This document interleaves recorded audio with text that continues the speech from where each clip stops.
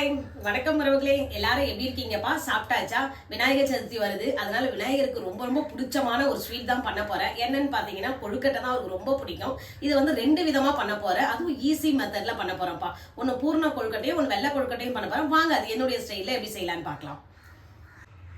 கொழுக்கட்டை செய்யறதுக்கு பாத்தீங்கன்னா இந்த அனில் பிராண்ட் தான்ப்பா எடுத்திருக்கேன். கொழுக்கட்டை மாவு வீட்டுல கடையில இருந்து வாங்கினது தான். இதுல நான் எப்படி செய்யலாம்னு உங்களுக்கு சொல்லி தர போறேன். வாங்க.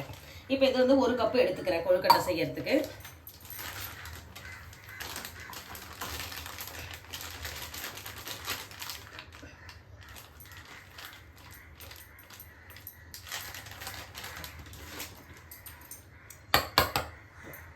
இப்போ இந்த டம்ளர்ல ஒரு டம்ளர் மாவு எடுத்திருக்கேன். இதுக்கு வந்து பாத்தீங்கன்னா நான் 1.5 கப் அளவு தண்ணி வச்சிருக்கேன். இந்த தண்ணியை வந்து நம்ம சூடுபடுத்திக்கலாம். இந்த சுட தண்ணி வச்சிருக்கேன்ப்பா. சுட தண்ணியில வந்து இந்த மாவுக்கு தேவையான அளவு உப்பு போட்டுக்கலாம்.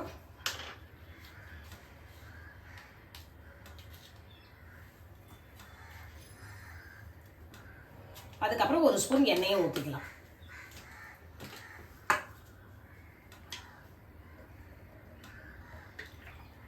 இப்போ இந்த தண்ணி நல்லா கொதிக்கிட்டோம். இது பூர்ண கொழுக்கட்டைக்கு நம்ம பூர்ணம் ரெடி பண்ணிக்கலாம். நான் எடுத்திருக்கிறது பார்த்தீங்கன்னா வெள்ளை எள்ளு எடுத்திருக்கேன். இதில் 3/4 கப்பு எடுத்திருக்கேன். அதனால வெள்ளம் வந்து பொடிச்சு பார்த்தீங்கன்னா 1/2 கப்புக்கு கொஞ்சம் எக்ஸ்ட்ரா எடுத்திருக்கேன். ஸ்வீட் அதிகம் வேணுன்றதுக்காக. இல்லைன்னா ஸ்வீட் வந்து கம்மியாக சாப்பிட்றீங்க அப்படின்னா பாதி போட்டால் போதும். இந்த 1 கப்புக்கு 1/2 கப்பு வெல்லம் அது கரெக்டாக இருக்கும். உங்களுக்கு ஸ்வீட் வேணுன்றவங்க எக்ஸ்ட்ரா போட்டுக்கலாம்ப்பா. இப்போ இந்த எள்ளை வந்து நெய் விட்டு வறுத்துக்கலாம்.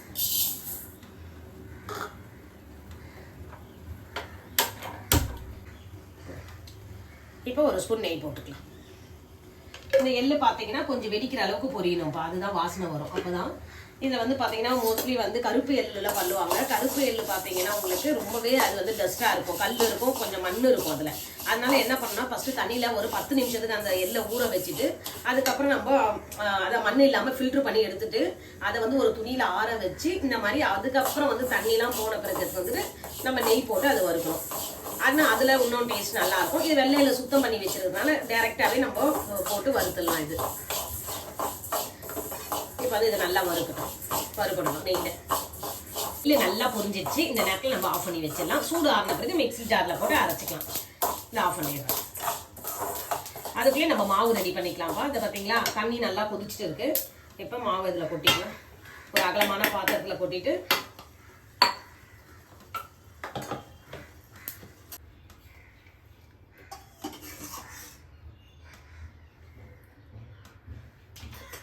இந்த தண்ணி கொதிச்சு தண்ணியில் கொஞ்சம் எடுத்துட்டேன்ப்பா.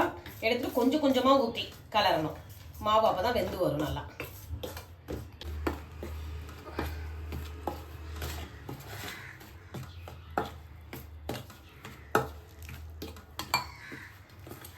நல்லா மாவை கலரி விடுங்க. எல்லா மாவுமே இந்த மாதிரி ஆகணும், ஈரப்பதம்.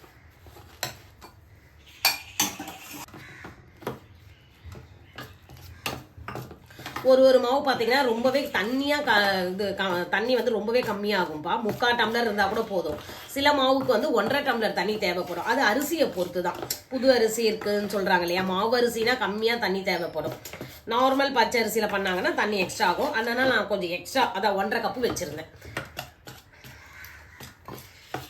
மாவுக்கு நல்லா தேவையான அளவு தண்ணி ஊற்றி வச்சுருக்கேன். இப்போ கை பொறுக்கிற சூடு வரணும், அப்போ தான் பிசையணும். அது வரைக்கும் கொஞ்சம் மூடி வச்சிடலாம். எள்ளு நல்லா ஆறிடுச்சுப்பா. இதை நம்ம ஜாரில் மாற்றிக்கலாம். எள்ளு போட்டு மிக்சியில் ஒரு சுற்று சுற்றிட்டு அதுக்கப்புறம் வெல்லம் போட்டு ஒரு சுற்று சுற்றணும். அவ்வளோதான். ரெடி பண்ணிங்கன்னா பூர்ணம் ரெடி ஆகிடும். எள்ளு பார்த்தீங்கன்னா 1 பாதியமாக தான் அரையணும். அதனால் ஒரு சுற்று தான் நான் சுற்றிருக்கேன் மிக்சியில். இதை பார்த்தீங்கன்னா அதுக்கான வெல்லத்தையும் போட்டுக்கலாம். அப்போ தான் நம்ம பூர்ணம் சாப்பிட சொல்ல நல்லா கொஞ்சம் மென்று சாப்பிட்றதுக்கு நல்லாயிருக்கும். அதுக்காக தான். இப்போ கொழுக்கட்டைக்கு பூர்ணம் ரெடி ஆயிடுச்சுப்பா. எள்ளு பூர்ணம் இதே மாதிரி நம்ம தேங்காவை வந்து நல்லா பூ மாதிரி திருவிட்டு கொஞ்சம் நெய்யில் வறுத்துட்டு அது கூட வெல்லம் போட்டு கலந்து வச்சுட்டோம்னா அது இது தேங்காய் பூர்ணம். அப்புறம் வேர்க்கல்லையை கொஞ்சமாக நெய்யில் போட்டு வறுத்த வேர்க்கல்லையை நெய்யில் போட்டு கொஞ்சம் வறுத்துட்டு அதையும் இந்த மாதிரி தான் கொஞ்சமாக 1 பாதியமாக பொடி பண்ணிவிட்டு அது கூட தேவையான அளவு இதே தான் ஈக்குவல். 1 கப்பு எடுத்திங்கன்னா 3/4 கப்பு எடுத்துங்க. இது ஸ்வீட் வந்து கரெக்டாக இருக்கும் அதுக்கு பூர்ணத்துக்கு. அந்த மாதிரி எடுத்துட்டு இதே மாதிரி ஒரு சுற்றி கொஞ்சம் குறப்பாக அரைச்சிக்கங்க. நம்ம பூர்ணம் சாப்பிட சொல்ல பார்த்தீங்கன்னா கொழுக்கட்டை மென்று சாப்பிட்றதுக்கு டேஸ்ட்டாக இருக்கும். அதுதான். இப்போ இட்லி பாத்திரம் எடுத்துருக்காப்பா. அதுக்கு இட்லிக்கு தண்ணி கொதிக்கணும் இல்லையா, அந்த அளவுக்கு தண்ணி வச்சுருக்கேன். இதை ஆன் பண்ணி விடலாம். அது கொதிக்கிற டைமில் நம்ம கொழுக்கட்டைக்கு ரெடி பண்ணிக்கலாம். பூர்ண கொழுக்கட்டை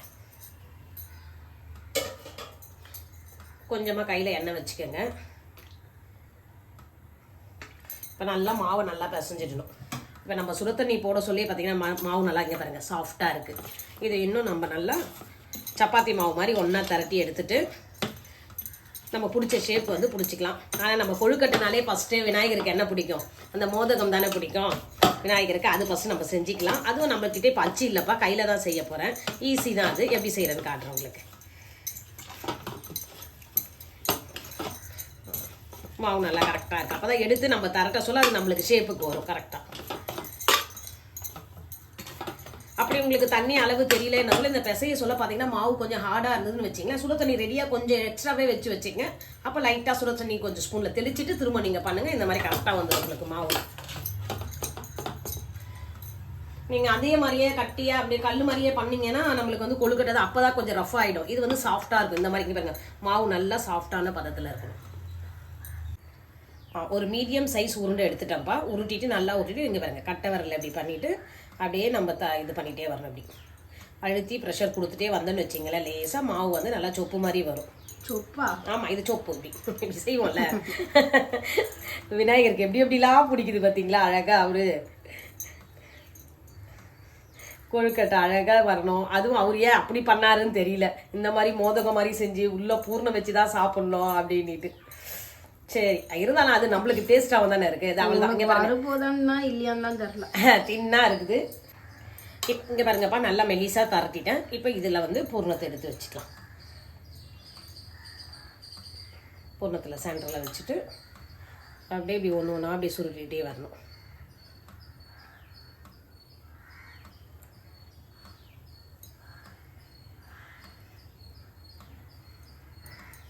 பார்த்தீங்களா? கையிலேயே கொஞ்சம் கொஞ்சம் இப்படி டிசைன் போட்டு விட்டிங்கன்னா அந்த அச்சில் வர இது மாதிரி வந்துடும் உங்களுக்கு.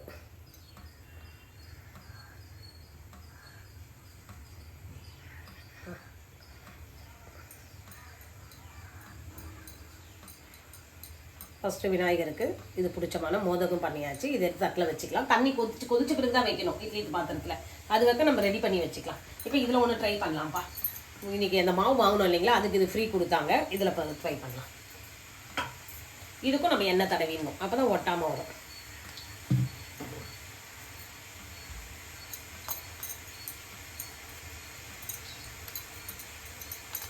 நம்ம கொழுக்கட்டையே பிடிக்கல, அதுக்குள்ள தண்ணியை கொதிக்க ஆரம்பிச்சிடும். கொஞ்சம் வெயிட் பண்ணு.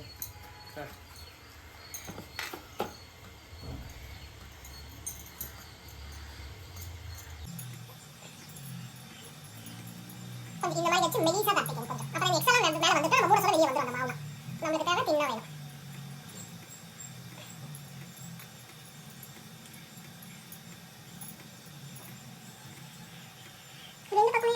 ரெண்டு பக்கம் வைக்கணும். அதுக்கு நம்ம ஈஸியாவே இதெல்லாமே கையிலேயே ரவுண்டு தட்டி இப்படி மடிச்சா முடிஞ்சிடும். இருந்தாலும் வாங்கிட்டு வந்து கொடுத்துருக்காங்கல்ல. என்ன ஒன்று இதில் கொஞ்சம் ஷேப் கொஞ்சம் அழகாக வரும், அந்த டிசைன் வரும், அவ்வளோதான், வேற ஒன்றும் இல்லை. இப்போ இதில் பூர்ணம் வச்சிடலாம்.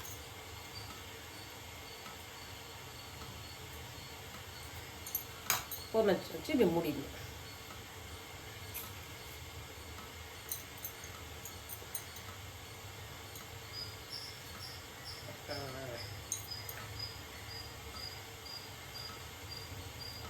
கௌஷிக் வரமாட்டானா? அங்கே எடுக்கிறேன் ஏன் அதுக்குள்ளே அர்ஜென்ட் படுறதை பாருங்க. நம்ம இந்த எக்ஸஸை கூட எடுத்து விட்டுடலாம். அதனால தான் சூப்பராக வந்துச்சா டிசைனு. கொழுக்கட்டெல்லாம் ரெடி பண்ணியாச்சுப்பா. இது எல்லாமே கையில் பண்ண மோதகம். இது வந்து அந்த மோல்டில் பண்ணது. இப்போ எடுத்து பார்த்தீங்கன்னா இட்லி குண்டானில் தண்ணி கொதிச்சுட்டு இருக்கு. இட்லி தட்டு பார்த்தா வச்சாச்சு. இப்போ அதில் எடுத்து ஒன்று ஒன்றா வச்சுக்கலாம். இப்போ இது ஒரு 10 நிமிஷம் ஆவியில் வேகணும்ப்பா.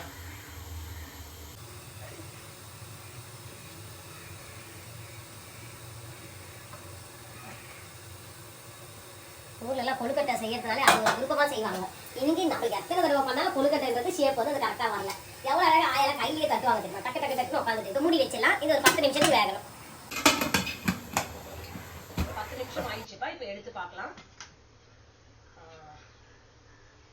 கொழுக்கட்டை சூப்பரா நல்லா வெந்திருக்கு. இந்த கலர் மாறி இருக்கு பாத்தீங்களா? அதுதான் கலர் மாறி இருக்கு. இதை எடுத்து வச்சிடலாம். இப்போ ஆறுன பிறகு தட்டுல இருந்து எடுத்து வச்சிடலாம். இப்போ எள்ளு பூர்ண கொழுக்கட்டை பார்த்துட்டோம்ப்பா. இப்போ அடுத்தது வந்து இனிப்பு கொழுக்கட்டை, அதான் வெள்ளம் கொழுக்கட்டை. அது எப்படி செய்யலாம்னு பார்க்கலாம். அதுக்கும் 1 கப் அளவு மாவு எடுத்துக்கிறேன்.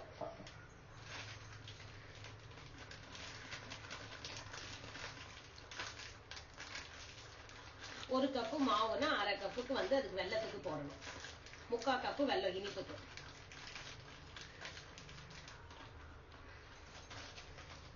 ஒரு கப் மாவு போட்டாச்சு. தட்டில் இருக்கட்டும். இதுக்கு வந்து பாத்தீங்கன்னா இந்த டம்ளர்ல இந்த 3/4 டம்ளர் தண்ணி தான் அதை எடுத்து வச்சிருக்கேன். 3/4 டம்ளர் தண்ணியை கொதிக்க வச்சுக்கலாம். இதுவும் சேம் மெத்தடாமா? சேம் மெத்தட் தான் எல்லாமே. உப்பு அந்த பூர்ண வைக்கிறோம். இது எல்லாத்தையுமே கலக்கி ஊற்றி அப்படியே கொழுக்கட்டை குடிக்கணும். அவ்வளவுதான். இவ பாருங்க, இந்த இதுவும் ஆன் பண்ணிக்கிறேன்.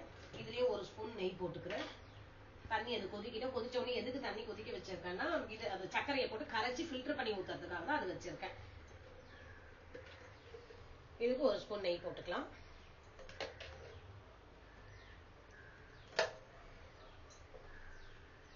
ஒன்றரை ஸ்பூன் சிறுபருப்பு எடுத்து வச்சிருக்கேன், அதை போட்டுக்கலாம். தேங்காய் 2 பீஸ் பத்தை கட் பண்ணி வச்சிருக்கேன், சின்ன சின்னதா, அதையும் போட்டுக்கலாம். இது நெய்யில வறுத்து போட சொல்ல நம்ம கொழுக்கட்டை சாப்பிட சொல்ல டேஸ்ட் வந்து நல்லா இருக்கும் சாப்பிட்றதுக்கு. அதுக்குதான் இதெல்லாம் சீக்கிரமா செஞ்சிடலாம்ல, ஈஸியா. ஈஸி. எல்லாம் 2த்தையும் கரெக்டா எடுத்து வச்சா போட்டுருவோம். இப்ப இதுக்கு நான் வெல்லம் வந்து பாத்தீங்கன்னா நாட்டு சக்கரை தான்ப்பா எடுத்திருக்கேன். இதுல வந்து நான் 1 கப்பு நாட்டு சக்கரை எடுத்துக்கிறேன். ஏன்னா இது ஸ்வீட் கொஞ்சம் கம்மியா இருக்கும் இல்லையா, அதனாலதான். எந்த பாத்திரம் எடுக்கிறீங்களோ அதுதான்ப்பா அளவு. நீங்க மாவு எதுல எடுக்கிறீங்களோ, எந்த பாத்திரத்துல கிண்ணம் எடுக்கிறீங்களோ கிண்ணத்துல இருந்து அதுல இருந்து மெஷர் பண்ணி நீங்க இது வெல்லம் எடுத்துக்கோங்க. இது நார்மல் வெல்லம்னா நம்ம 3/4 கப்பு போட்டா போதும். தேங்காய் ஆமா, அது இதுவாகுது. அது நல்லா வரட்டும், ரோஸ்ட் ஆகட்டும் நெய்லியே. இந்த நாட்டு சக்கரை இனிப்பு கொஞ்சம் கம்மியா இருக்கிறதுனால நான் வந்து 1 கப்பு எடுத்துக்கிறேன். அப்படியே மாவு எப்படி போட்டோமோ அதே மாதிரி. தண்ணி கொதிக்குதுப்பா. இப்ப இந்த சர்க்கரையை போட்டுக்கலாம், நாட்டு சர்க்கரை. இது நல்லா கரையணும். கரைஞ்சாதான் அதுல கல்லா மண் இருந்தா அது அப்படியே அடியில ஃபில்டர் ஆயிடும். அப்படியே தனியா இருந்துடும். நம்மளுக்கு ஸ்வீட் மட்டும் அந்த தண்ணியை கலக்கி இதுல ஊத்திக்கலாம். இனிப்பு தூக்கலா தரத்துக்காக கொஞ்சமா சால்ட் போட்டுக்கிறப்பா மாவுக்கு. அதுக்கப்புறம் நம்ம தேங்காவும் சிறுபருப்பும் வந்து நெய்ல வறுத்து வச்சிருக்கோம்ல, அதை போட்டுக்கலாம். இதுல போட்டு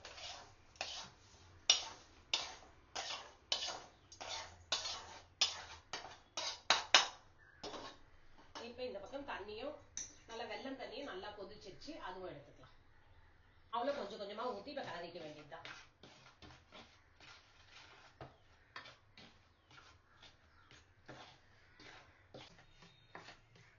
நல்லா சூடா ஊத்தலாம். இந்த மாவு இதுலயே வெந்துடும். கொஞ்சம் நான் ஊத்துட்டா இல்ல பிடிக்கல. அதே தான் காய்ச்சி எல்லா மாவுலயும் படுற மாதிரி கொஞ்சம் கையில ஊத்திட்ட பிறகு எடுத்துது அப்புறம் கொழுக்கட்டை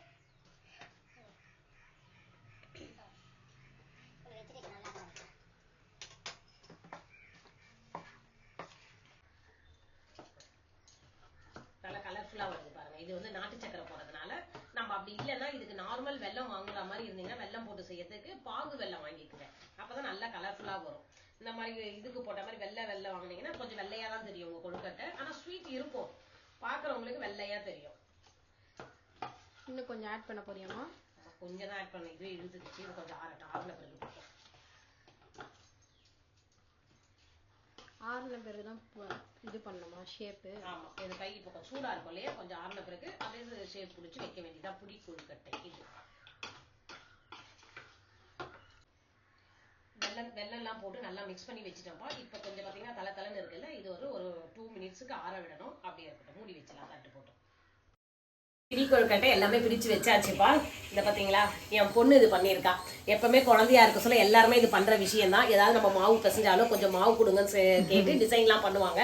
அந்த அம்மா வந்து விநாயகருக்காக மோதகம் பண்ணியிருக்காங்களாம். டிசைன் சூப்பரா வந்திருக்காங்க. என்ன வந்து கிண்டல் பண்ணிட்டு இருக்காங்க, உனக்கு ஒண்ணுமே செய்ய தெரியல, இந்த மாதிரி டிசைன்லாம் போடணும். நாங்க நார்மல் இது பிடி கொழுக்கட்டைனா பிடிச்சு இப்படி வைக்கிறது. இப்ப பாருங்க, பாத்திரம் வச்சிருக்கேன், தண்ணியும் கொதிச்சுட்டு இருக்கு. இப்ப இதெல்லாம் எடுத்து வச்சிடலாம். சுஷ்மி அதுக்கு என்ன பண்ண முடியும், மோதகத்தை எடுத்து வச்சிடலாம். ஆனா அது வெந்த பிறகு எப்படி வருதுன்னு பாருங்க. எவ்வளவு கியூட்டா பண்ணிருக்க பாரு. எல்லாம் கேட்க போறாங்க நீங்க எப்படி இந்த டிசைன் பண்ணீங்கன்னு. ஆமா, அப்புறமா நீ சொல்லி கொடுவ. கையிலேயே பண்ண. ஆமா, இப்ப நம்ம செஞ்ச கொழுக்கட்டையை எடுத்து வச்சிடலாம். பிடி கொழுக்கட்டை. அதுல வந்து ஒரு 2 பால் பண்ணிருக்கோம், குட்டி பால். அழகா இருக்கும். இதெல்லாம் ஒரு இடம் வெந்த பிறகு எல்லாம் ஒரு சண்டை வரும், இந்த ஷேப் எனக்கு வேணும், அந்த ஷேப் எனக்கு வேணும் அப்படின்னு சொல்லிட்டு. சின்ன வயசுல இருக்க சொல்ல அது ஒரு ஜாலி தான். அம்மாங்க சரியா சொல்ல நம்மளும் கூட அவங்க கூட வேலை செய்யறன்ற பேர்ல அவங்க வேலையை வந்து நல்லா டபுளா ஆக்குவோமே கண்டி செஞ்சு தர மாட்டோம் நாங்க. ஆனா பரவாயில்ல, சுஷ்மி கரெக்டா பண்ணி கொடுத்துருக்கா. அது மட்டும் இல்ல, ஒன்று லாஸ்ட்ல காமிக்கிறேன், இன்னொன்னு ஒன்று பண்ணியிருக்கேன். ஆமா, அது வந்து அவளே சொல்லுவாங்க. எல்லாத்தையும் ஒன்று எடுத்தாச்சு. இதுவும் அதே தான்ப்பா, நல்லா மாவு வெந்ததுனால 10 நிமிஷம் இதுவும் ஆவில வேகணும். இப்போ மூடி வச்சிடலாம். எல்லாத்தையும் எடுத்து வச்சாச்சு, மூடி வச்சிடலாம்.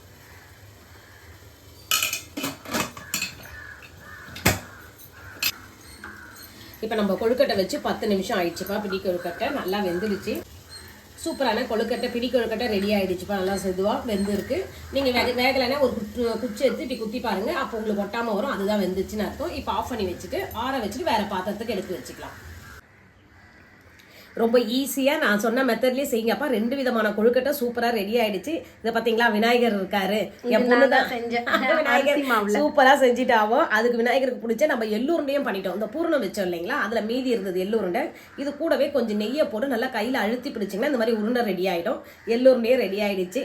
ஈஸியான மெத்தடில் இந்த 2 கொழுக்கட்டையுமே செஞ்சு பார்த்து விநாயகருக்கு நீங்கள் சூப்பராக எல்லாமே செலிப்ரேட் பண்ணுங்கப்பா.